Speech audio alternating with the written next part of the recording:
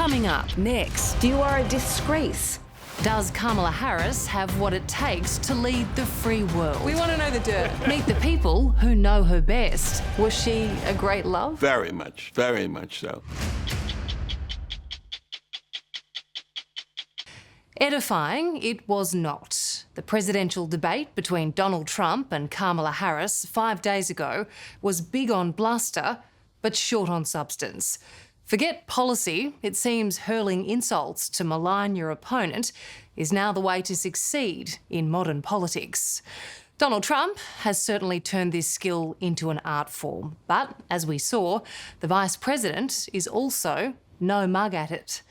For many observers, though, Kamala Harris still has a substantial problem. She needs to do more to convince voters who she really is. Tonight, we meet some of the people who know her best. The contrast could hardly be more extreme. A 78-year-old reality TV star, former president and convicted criminal, hoping to return to the Oval Office. Kamala, you're fired. Get out of here. You're fired. Which is where? His opponent, and polar opposite, a 58-year-old woman of mixed race who rose from prosecutor to vice president. I took on perpetrators of all kinds. I know Donald Trump's type. Tonight, from her suburban working-class upbringing to the top of the ticket. I accept your nomination to be President of the United States of America. Who is the real Kamala Harris? Are you ready, Madam Vice President? And does she have what it takes to be president? I can tell when she's trying to avoid a clear answer, and the world can see it. She's not answered the questions the public wants answered.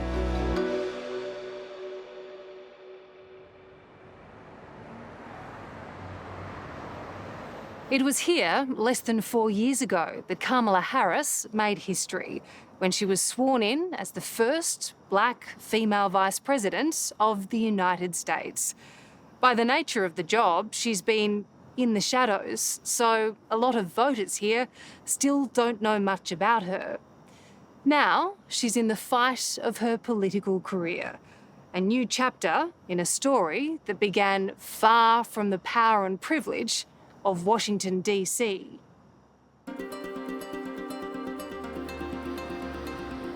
On America's west coast, across the bay from San Francisco, Kamala Harris's hometown of Berkeley is a vibrant, multicultural, middle-class city.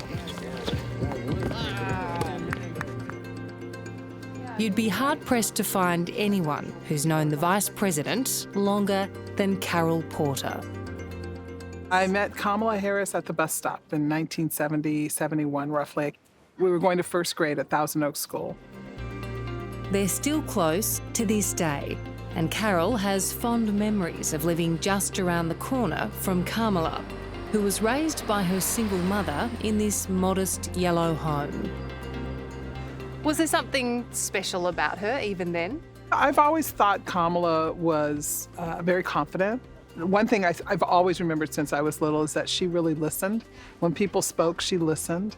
And I thought that she had courage. I thought that she, was not fearful of things, of doing things or being in charge of something or responsible for something.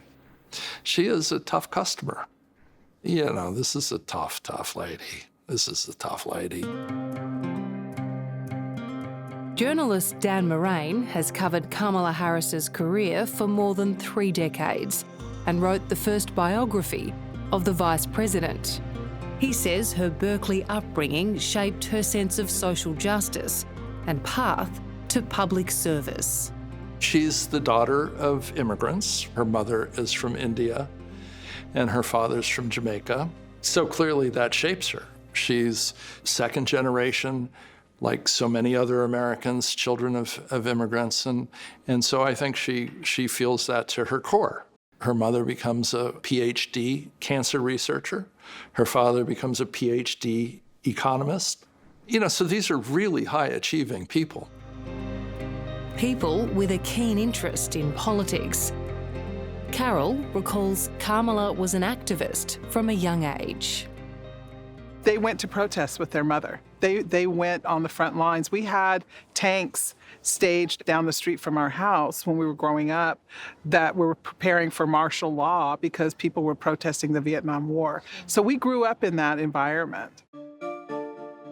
It was no great surprise when Kamala Harris went off to law school before forging a reputation as a sharp-tongued prosecutor in San Francisco, where she caught the eye of Willie Brown. She was a brilliant, gorgeous woman. She had a reputation back then for being tough. Very tough. Not just tough, but very tough. And always over-prepared. Willie was mayor of San Francisco for 8 years from the late 90s and a kingmaker for the Democrats. But to a young Kamala Harris, he was much more than just a political mentor. You dated for a time. Do you reflect fondly on that relationship? I do. She was more than a date, far more than a date. Was she a great love? Very much so. Are you his daughter? No, I'm not. He was 60 at the time and still married. Kamala was 29 and her political career skyrocketed under his influence. Willie says he knew right away that Kamala Harris was destined to go far beyond California courtrooms. What comes to mind about the way she operates under pressure? She would never know she's under pressure. She will not demonstrate being unable to be responsive with a quality explanation. She also has the ability to quickly make you smile in the process. And what you don't know is, I suspect she's planning your demise as she smiles. Is that right? And that's a good quality for a quality politician. Well, you have to be a killer, don't you? Well, that term I won't use, but the results reflect that a killer has been there. Now 90 and still as sharp as a tack, Willie brushes off the controversy surrounding their affair. She, at all times, during the time that I spent with her, she was incredibly sensitive and responsive and caring, that it was amazing to watch her. She literally evidenced a sensitivity for others that I didn't have and still don't have. Kamala Harris went on to become the first black female district attorney of San Francisco. Then, California's first black female attorney general, before landing her first job in Washington, D.C. as a US Senator in 2017. Dan Moraine interviewed her many times over those years and saw her ambition pay off. Whether you support her or not, she's a good politician. She could be in a room. She'd come in with her big smile and her laugh, belly laugh. She looks at you in the eye, and she's not looking over your shoulder to see who the next person is she should go talk to. She's very engaging, and she's really smart, right? Donald Trump called her dumb as a rock. I mean, you can say a lot of things about Kamala Harris. Dumb is not one. But her vice presidency has been plagued by communication failures, claims of poor leadership and bullying. As you'll see, Kamala Harris's path to victory is fraught with obstacles and far from certain. You cannot call this election. It's simply impossible. It is a shit show. Kamala Harris. Let's have a good debate. See, have fun. Thank you. She's going to my philosophy now. In fact, I was going to send her a MAGA hat. And what you will also notice is that people start leaving his rallies early. There are plenty of serious issues impacting Americans, but for their presidential candidates, there is no middle ground. Say, as I read where she was not black, that she put out, and I'll say that, and then I read that she was black. The freedom to make decisions about one's own body should not be made by the government. It's a brutal battle, at times completely ridiculous. In Springfield, they're eating the dogs. The people that came in, they're eating the cats. The first time Kamala Harris ran for president in 2019, she failed miserably, dropping out of the race early. This time, with President Joe Biden and the Democratic Party firmly behind her, she's on a roll. What you think is a friendship with what is known to be a dictator who would eat you for lunch. But history shows former President Donald Trump is not to be underestimated. You cannot call this election. It's simply impossible. Leading US pollster and political strategist Frank Luntz has never seen a contest like this. Where do the polls stand right now? How tight is it? Harris has got a small lead, but it is so small. And in the key swing states, 1 or 2% on either side, it is the closest election that I've seen. It's even closer than 2016.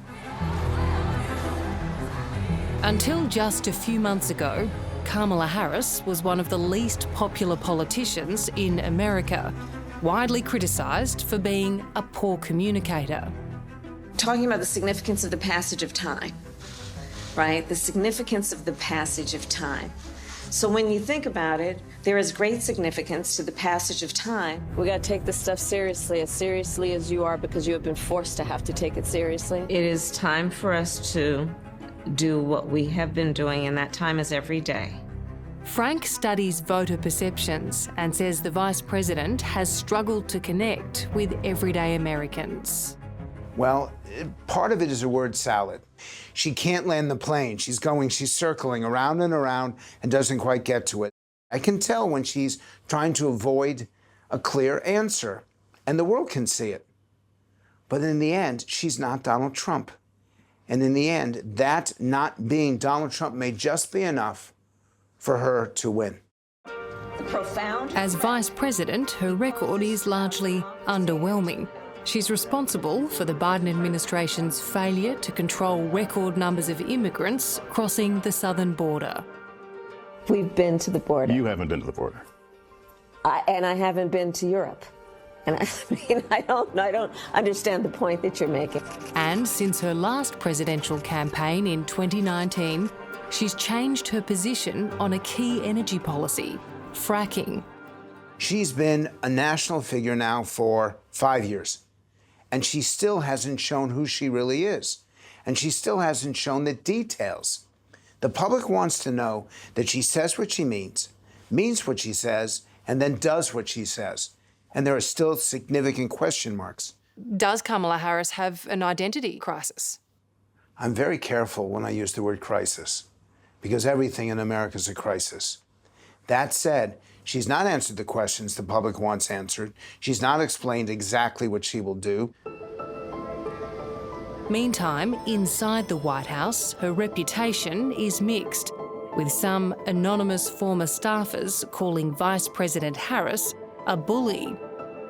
But others have different recollections. She was a terrific boss, and I will tell you, we knew that every day when we were working for Kamala Harris, it was a time that was both incredibly historic, but also extremely humbling. Nancy McEldowney was National Security Advisor to Vice President Harris from day one of the administration until early 2022. They worked together on domestic and foreign policy. Kamala Harris has been described as a bully with soul-destroying management style by some former staff. Did you see anything of that? I did not. How tough was she? I wouldn't use the word tough. I would say that she set high standards for herself and for everyone else, and then she helped us meet them. If there was something that she didn't like, she was clear about it. I've heard all the attacks on her, that she wasn't in any of the important meetings, that her staff was excluded, that her staff kept quitting after 6 or 9 months, that she hasn't been a good boss. None of that matters. Voters don't vote on that. They vote on their relationship with the candidate, not the candidate's relationship to their staff. For her, all that matters, does she understand the challenges facing paycheck-to-paycheck voters? It's those working-class Americans in just 7 swing states who will decide this election. Frank Luntz runs focus groups, regularly sitting down with undecided voters.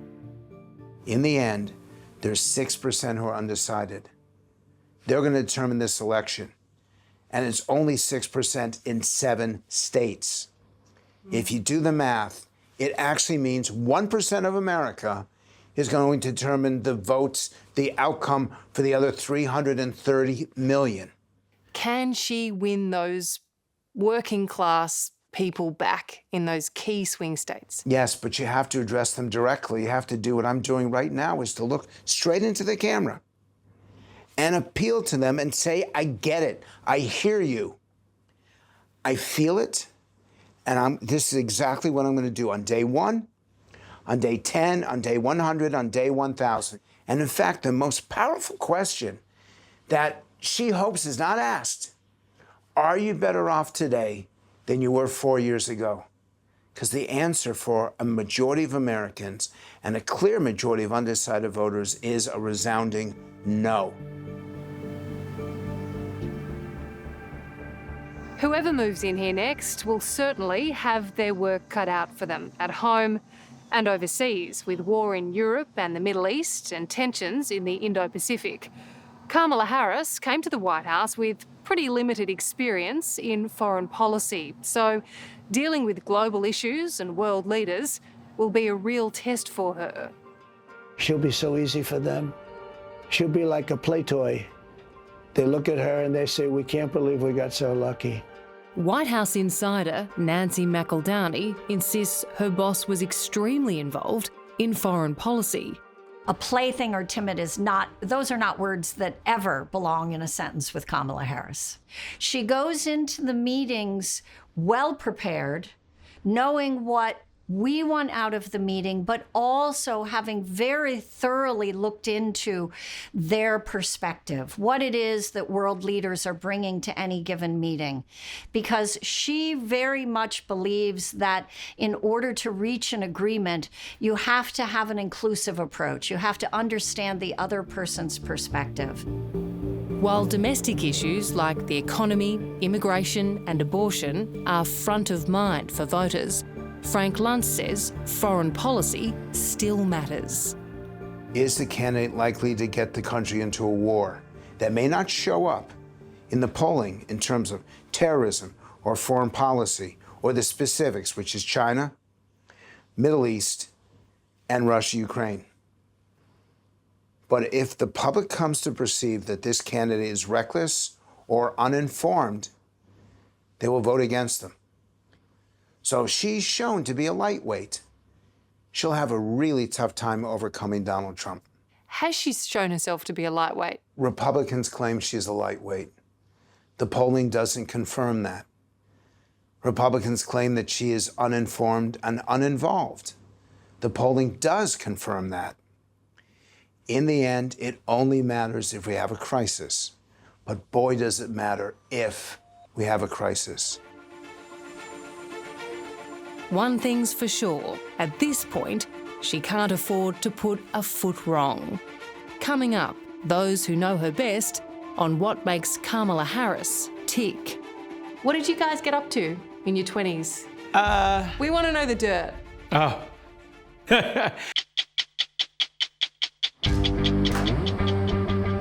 A fried chicken restaurant might seem an unlikely place to uncover the secrets of a presidential candidate. All right. How you doing? How are you? Good. Welcome, Thanks welcome. for having me. Thanks for coming. This is it. Yes, welcome to the home. But if there's one thing Kamala Harris cherishes as much as her lifelong friendships, it's comfort food. And I'm being treated to her favourite dish. The Derek's deal. Oh my goodness. It's the VP's favorite. Wow. The thighs, the yams, the greens. Looks amazing. The food is delicious, but it's not the real reason the Vice President of the United States likes to swing her motorcade past the home of chicken and waffles in Oakland, California. Her dear friend Derek Johnson runs this place. He's known Kamala for more than 40 years. The same person I met when I was 16 in my little MG sports car, laughing and having a good time, is the same person that's about to be hopefully the next president of the United States. I mean, words can't even, with somebody that you've hung out with your teenage years, your 20s, I mean, you don't just think growing up, oh yeah, my friend's gonna be, the president of the United States. It's a pretty big deal. Yes, it's a huge deal. It's the numero uno position in the world. From Kamala's teenage years to inauguration, Derek has been there through it all. We're from Australia, so you can tell us the dirt. We won't tell anyone. You're from Australia. We want to know the dirt. I mean, we're social. We're very social. We hung out, concerts, clubs. Yeah? I was the major social, so I'd probably pull her to more things than she pulled me to. Not a heavy drinker. No, I mean, seriously, that would have been me in the 20s. So she was always the designated driver. She was the sensible one. Yes, always level-headed. She was always like the one nudging, like, okay, now it's time to go. I'm like, no, it's not. We still have a couple of more hours.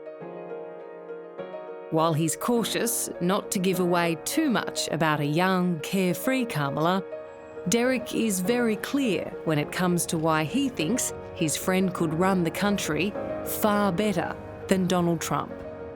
She will listen. And I think that's what's very important, is to listen. As human beings, right? I don't know everything about your life. You don't know everything about my life. I don't know what you've gone through because I'm not you, right? But I can listen to it and get some understanding, and probably through my life experiences, relate to what you're going through and help make decisions as a leader to improve whatever the situation that you're trying to change. It's one of the most important skills of Yes. leadership, really. And she has that, hands down. These days, their catch-ups look very different. Last month, Derek was the VP's guest at the Democratic National Convention. Walking into the convention. And he's already preparing for President Harris's first day in the White House. I want to bring chicken and waffles to the inauguration. That'd be a big hit. Hey, we will handle it. I'll bring a whole staff. I'll reach back to all employees like, come on back. I need everybody for this one. You need a lot of waffle irons for that one. Yes. We'll be ready. But there's one hell of a race to win first. First of all, it's important to remind the former president you're not running against Joe Biden, you're running against me. Kamala Harris will have to pull out all the stops to overcome the MAGA movement and take down Donald Trump. Pollster Frank Luntz isn't convinced she can do it, and he has a dire warning for us all about the decline of decency and democracy. The American democracy is under severe attack, and its credibility is at an all-time low.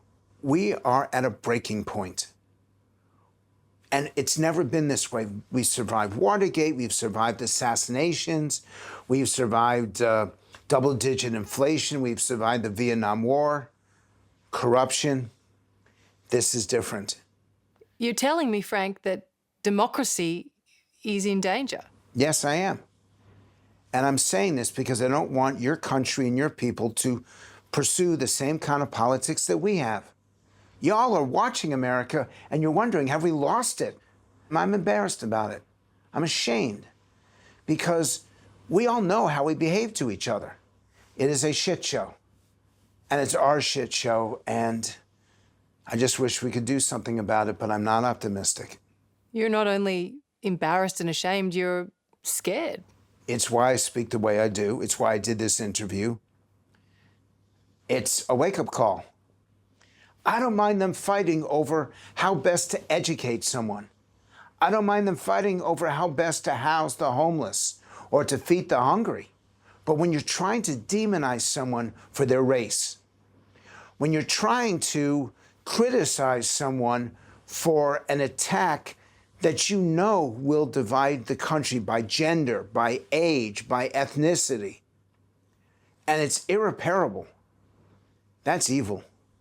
And that feels like American democracy in 2024. It's difficult to hear and underlines the incredible responsibility weighing upon the American people.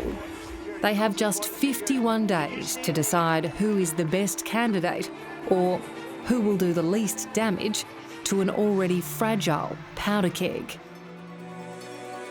For Carol Porter, though, there's no comparison. That was last Christmas. I was at Kamala's and Doug's house. The Vice President's childhood best friend is convinced America is ready for real change, and that the girl from this modest Berkeley neighbourhood is poised to make history once more. Is this the American dream? It may be a dream for some, but it's definitely an American story. And it's a story of courage, and it's a story of love, and it's a story of fighting for what's right. This is the perfect moment for her. Hello, I'm Amelia Adams. Thanks for watching 60 Minutes Australia.